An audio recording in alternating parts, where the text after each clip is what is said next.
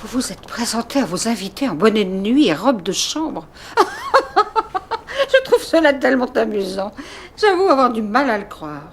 Toujours est-il que je me demande pour quelle raison vous avez cru bon d'offenser Natacha, en prenant le risque de la voir rompre ses fiançailles de dépit. Assez!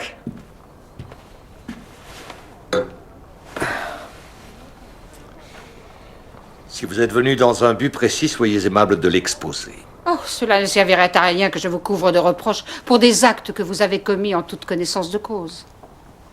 En revanche, si vous leur présentiez des excuses... Devant Dieu, je peux bien vous le jurer. J'ignorais totalement que j'allais recevoir leur visite. Vous pouvez jurer devant Dieu et tous les saints. Je sais aussi bien que vous comment cela s'est déroulé. Vous en avez du culot. Vous fourrez votre nez dans des affaires qui ne vous concernent en aucune manière. Maintenant, vous m'excuserez, je vous prie. Serait-ce que le bonheur de vos enfants ne signifie rien à vos yeux? Parce qu'au mien, vous faites tout ce qui est en votre pouvoir pour les garder près de vous. Quand je vois comment vous traitez votre malheureuse fille... Je vous interdis de parler de ma fille ainsi. De quel droit vous permettez-vous? Laissez-moi le soin d'éduquer Maria. Occupez-vous de votre protégée. Dites-lui qu'à l'avenir, elle évite de mettre les pieds ici sans y avoir été invitée. Je viens d'avoir un aperçu plus que suffisant de votre courtoisie et de votre entendement. Maintenant, vous m'excuserez, je vous prie. Tu devrais oublier ça. Comment veux-tu que j'oublie? Il m'a humiliée. Il a humilié papa. C'est un vieillard malade et dérangé. Quelle importance. Son père ne m'aime pas. Sa sœur me méprise. Je n'aurai jamais ma place auprès d'eux. Je suis sûre que cette fois, tu exagères. Tu n'étais pas avec nous, mais crois-moi, ils n'en veulent surtout pas de ce mariage. Ils me l'ont bien fait sentir.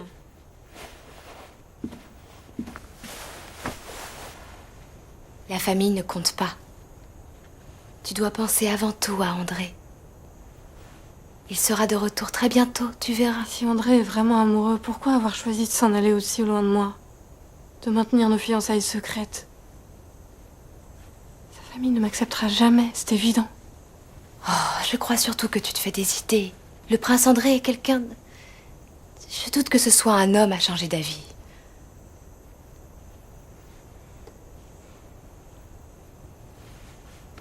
Essaie de ne plus y penser. Tout Moscou sera à l'opéra ce soir. Et toi, tu n'as jamais été aussi jolie. Oui, mais pour qui? Mais ce pauvre Pierre, s'il croit que cela représente un sacrifice pour moi de renoncer à mes devoirs conjugaux... La chose essentielle est que tous soient convaincus qu'il y a bien eu réconciliation. Ce soir, lorsque tu arriveras à l'opéra au bras de ton mari... Je ferai voir à tout Moscou que le comte et la comtesse Bezoukov s'aiment tous deux comme s'il n'était rien arrivé. Vous vous esclaffez lorsque vous devriez avoir mauvaise conscience. Tu as risqué ton mariage en prenant un amant? Et toi, tu t'apprêtes à épouser une paysanne. Personne ne le sait, et ne le saura jamais. Pierre est au courant. Le prince André l'en a informé. Ce sont de vieux amis. Ils s'écrivent régulièrement l'un l'autre. C'est André Bolkonski qui m'a forcé à épouser la petite pauvresse. Et j'ose espérer qu'un jour je le retrouverai dans ma ligne de mire.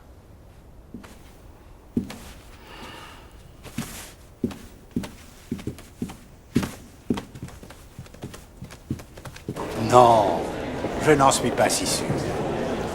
Nous autres Russes, nous parlons et pensons en français. La France est une grande nation. Napoléon est un génie. Et s'il devait y avoir une rupture entre nous, assurément cela se résoudrait au moyen d'un traité, et non d'une nouvelle déclaration de guerre.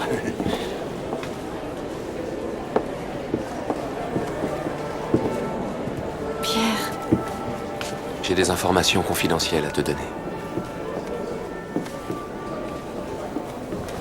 Pierre, avec qui parle-t-il? La jeune comtesse Rostov. Tu ne la connais pas? Non. Mais j'aimerais bien la rencontrer. Elle est bien jeune et extrêmement séduisante. Tu seras sûrement ravi d'apprendre qu'elle est aussi fiancée au prince Bolkonski. Fiancée en secret, mais c'est un secret de polichinelle. André part avec la délégation, rencontrer Napoléon. Tu ne rentres pas. J'ai peur que non. Je suis venu pour te le dire. Je n'assisterai pas à la représentation. Natacha, Au revoir. Ça ne sera plus long. Il sera bientôt là, tu verras. La veille du duel, elle a eu le cran de venir chez moi me solliciter. Elle a insinué que je préférerais voir Pierre mourir plutôt que Dolokhov. Ce qui était vrai.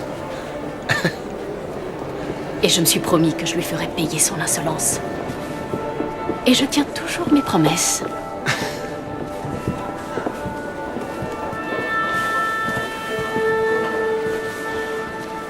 Je t'en prie.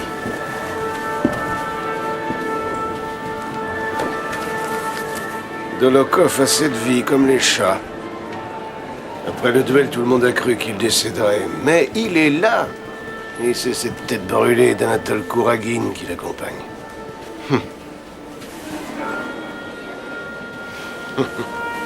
Comte Rostov, Oui?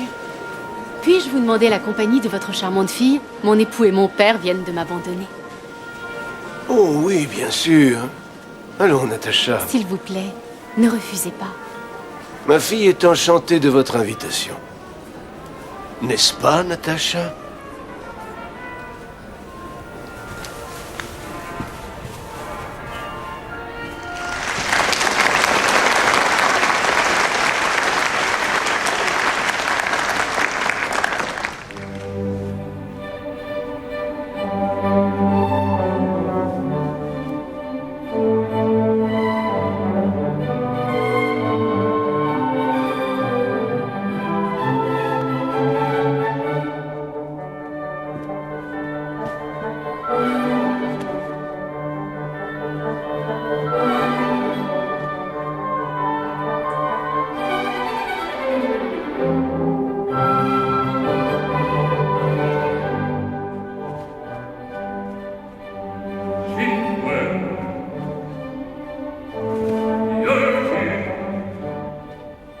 Je désirais vous parler depuis notre dernière rencontre.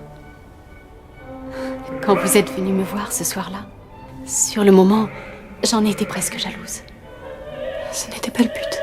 Je sais, mais voilà où nous mènent certains hommes parfois, lorsque nous sommes seuls et que tout va un peu trop vite. Notre amour pour Pierre nous a aveuglés toutes les deux. Nous avons eu peur pour lui, nous avons tremblé. Nous devrions faire en sorte d'oublier cet épisode. D'ailleurs, j'avoue l'avoir déjà oublié. Je ferai autant. Je serais ravie de pouvoir vous aimer comme une sœur.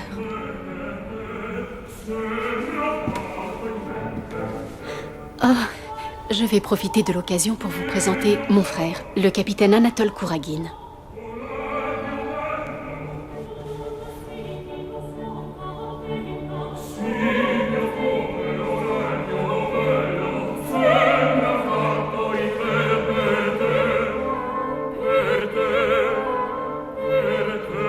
C'est vraiment un très beau spectacle, n'est-ce pas?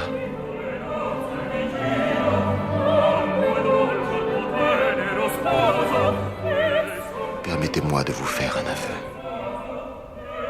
Tout à l'heure, en prenant place à l'orchestre, je n'arrivais pas à vous quitter des yeux. Non, s'il vous plaît. C'est la vérité. Quand je pense que je n'avais nullement envie de venir,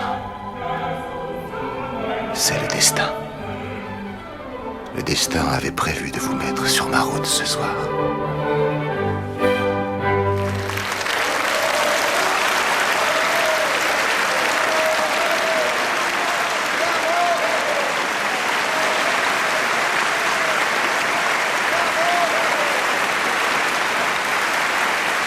Natacha, je donne une réception ce soir chez moi. Viendrez-vous? Je ne peux vous l'assurer. Pardonnez-moi, mais je dois rejoindre mon père.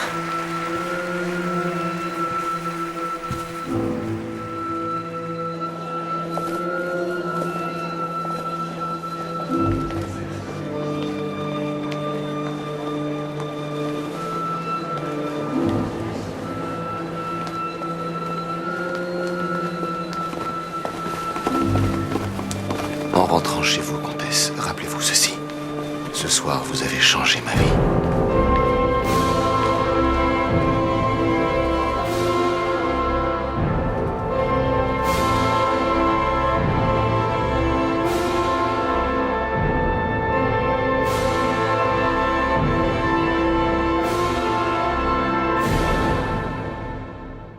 Nous ignorons de quoi nous sommes capables jusqu'au jour où la vie nous force à le découvrir. Il a tenté de mettre fin à ses jours. Dans son délire, il a prononcé votre nom. Enfin, je sais ce qu'aimer veut dire. Aujourd'hui, je sais qu'il est mon maître. Tu n'es rien d'autre qu'un menteur sans scrupules. Bonaparte a choisi d'attaquer par surprise. Il faut que vous l'arrêtiez. Cette guerre ne sera rien d'autre qu'une avance, croyez-moi. Natacha t'aime toujours, André. Tout ce que tu as à faire est lui pardonner. Je ne suis pas ce genre de personne. Elle était indigne de faire partie de notre illustre famille. Vous savez que vous m'avez dérobé quelque chose. Je suis ici pour vous demander réparation. Borodino, un nom sans grande importance aujourd'hui, et qui demain restera sur les lèvres de tout le monde.